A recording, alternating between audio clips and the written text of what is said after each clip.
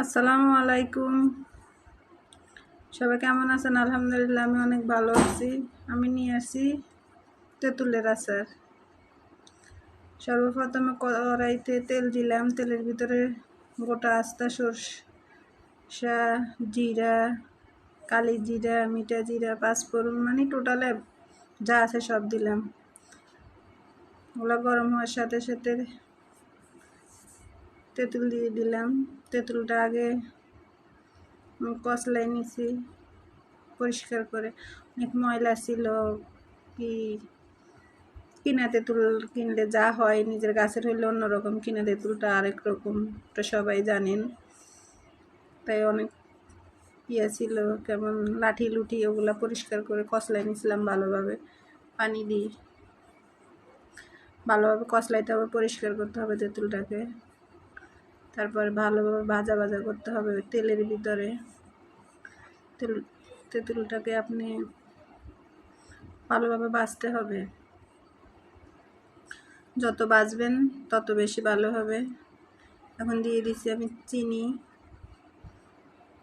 আমি পরিমাণ মতো বললে হবে না, আপনি যেমন খান তেমন দিতে পারেন। আপনি কেমন মিষ্টি খান, ঝাল খান, টক খান, ওভাবে করবেন। আমি বলবো এতটুকু দিয়েন, অতটুকু দিয়েন, ওরকম দিবেন, পরে হবে না, এরকম বলবো না।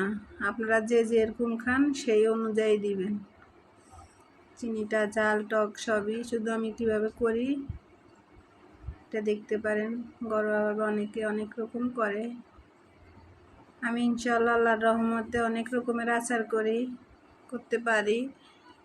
চাইলে কেউ অর্ডারও করতে পারেন যদি লাগে। আমার কাছে জলপাইয়ের আচার আছে, রসুনের আচার আছে, বোম্বাই মরিচের আচার আছে, টমেটোর আচার আছে, তেঁতুলের আচার আছে। এখন আমি দিয়ে দিলাম শুকনো মরিচের গুঁড়া। ভাজা অবশ্যই আমি দেখাই নাই, কারণ ভিডিও বড় হয়ে যাবে। আগে বেজে নিছি, তার জন্য দেখানো হয় না আপনাদেরকে, বা দেখানোরও কিছু নাই। এখন দিয়ে দিলাম ভিনেগার। ভিনেগারটা দিয়ে আপনি ভালোভাবে নাড়াচাড়া করতে হবে। যতক্ষণ না তেঁতুলটা আটা আটা হয়েছে আপনার ততক্ষণ এটাকে ভাজতে হবে।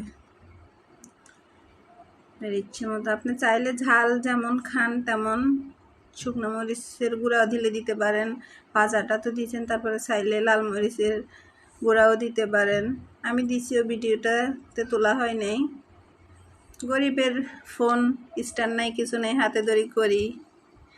আপনারা যদি একটু লাইক কমেন্ট করি, শেয়ার করি ভিডিওটা, সবাই চাই একটু ভালো একটা স্বপ্ন নিয়ে এই সোশ্যাল মিডিয়াতে আসে। আপনাদের দয়া যদি আপনারা করেন, আমার ভিডিওগুলো একটু লাইক দিয়েন, কমেন্ট করিয়েন। যে যেখান থেকে দেখতেছেন কেমন হয়েছে শুধু এতটুকু বলবেন, আচারটা ঠিকঠাক মতো হয়েছে কিনা,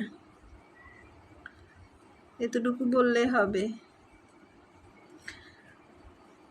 আল্লাহর রহমতে এই যে এটা হচ্ছে পাঁচফোড়ন, এটা ভাজা হয়েছে, গুঁড়ো করতেছে। আমি এখান দিয়ে আমার তেঁতুলটা লাগিয়ে গেছিলো নিচে, আমি যখন ওইদিকে একটু গেছিলাম।